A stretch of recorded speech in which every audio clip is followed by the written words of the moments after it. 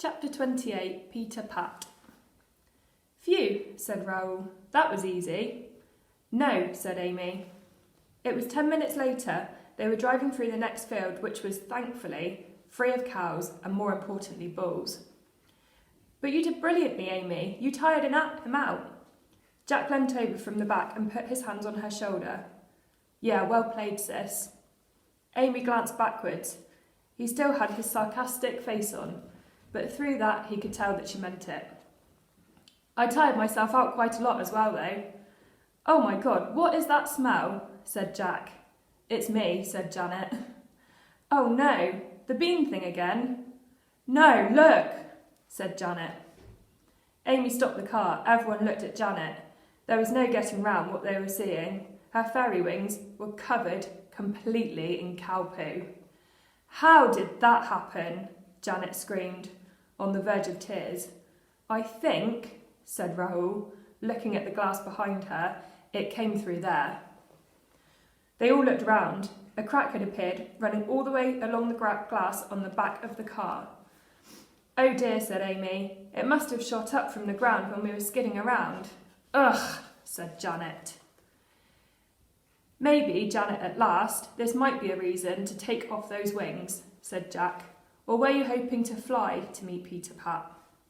His name is Peter Pan, said Raoul. Peter Pat, as in cow pat, is a joke, shouted Jack. Raoul thought about this for a second, then nodded. I see, I think to meet Mr. Smiley would have been better. Oh no, you're the king of the comedy workshop, Raoul. Okay, calm down everyone, said Amy. I think you're going to have to get rid of the wings, Janet. It does smell like the inside of a cow's stomach in here. They have 4 stomachs, you know, said Raoul. Yes, said Jack, all of them pooey.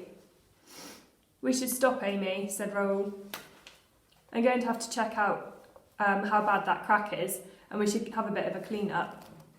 But, said Amy, I really wanted to try and get there in one night. Yes, I think that might have been a bit ambitious. I'm that, said Janet. You are, said Jack. Yes, I can write with my left and my right hand. You mean ambidextrous, said Amy. Jack looked at Janet. I'm just amazed that you can write at all. Janet, look at him. Ugh, what does that spell, Jack? Pardon, he said. Janet flicked one shoulder forward, then flicked one wing forward, then flicked a large sliver of cow poo at Jack's face. Ugh, he said. Correct, said Janet. Okay, said Amy. It's still early on Saturday morning, so we've got loads of time to get to Scotland. Let's stop here for a bit.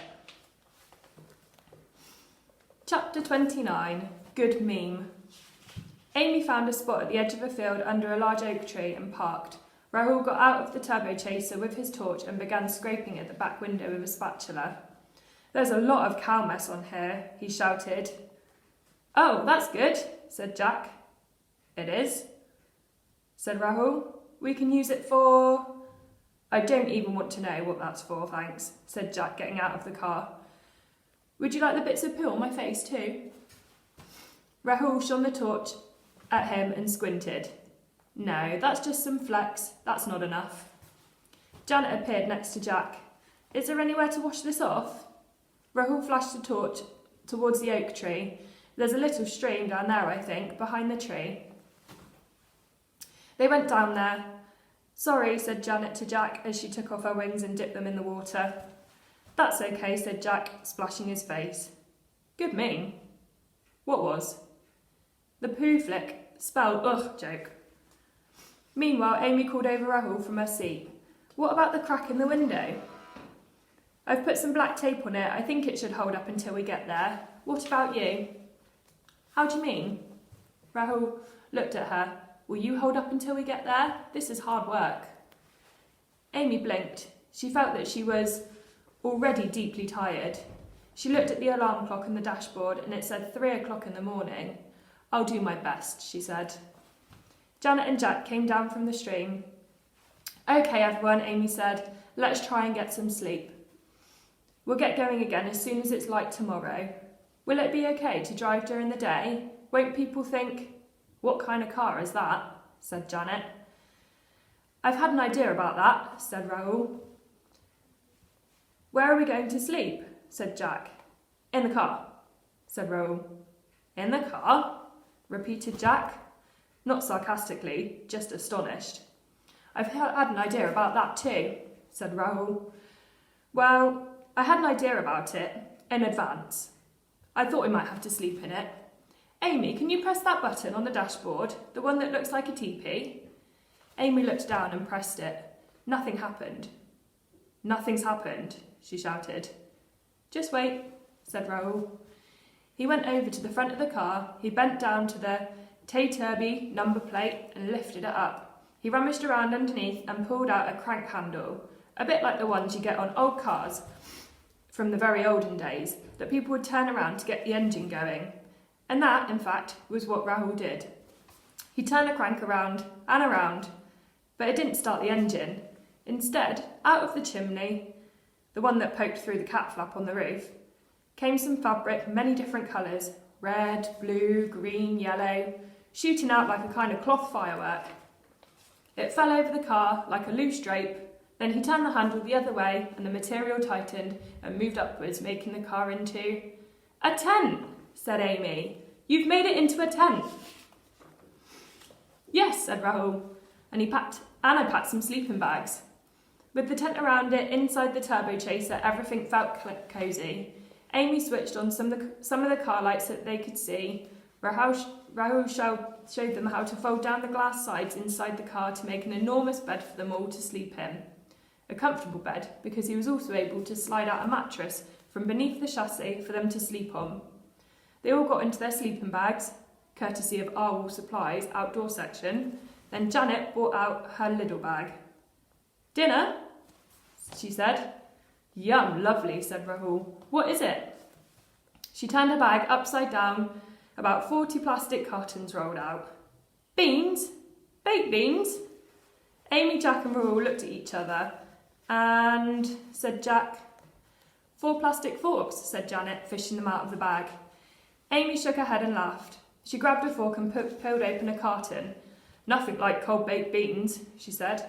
That's what people say about leftovers, after they've been hot, said Jack, picking up a fork wearily. Not about the ones that have never been heated at all.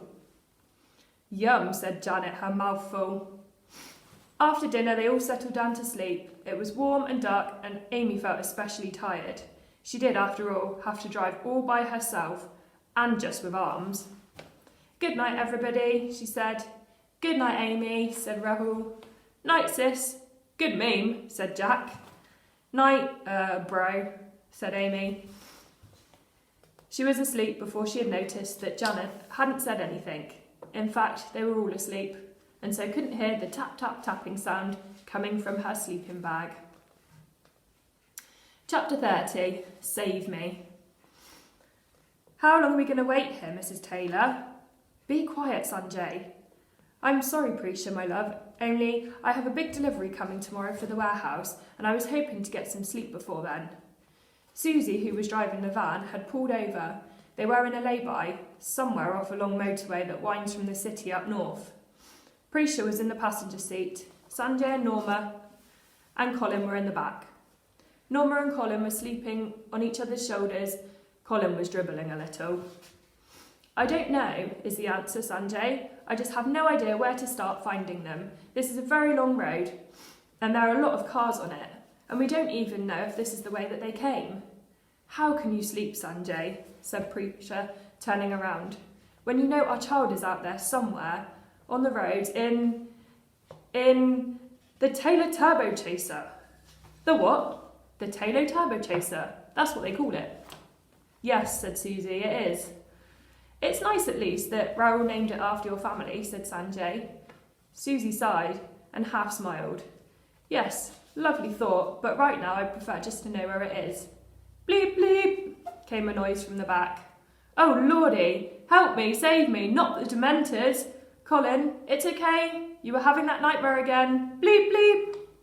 Norma, I think it's your mobile, said Susie. Oh, okay, you stupid banana, Colin. I didn't have my Patronus, Norma. It was suckling the life out of me. Shh. Oh, look. What? Said Susie. It's a text from Janet. Sanjay, Prisha and Susie looked around, wide-eyed and open mouth. Oh, said Colin. What's it say? In chapter 28, Janet gets covered in poo and she flicks it on Jack and they had to clear themselves up. So your challenge is to help out around the house, cleaning up, tidying up, help do some washing up, help with some washing, whatever will be useful. Bye.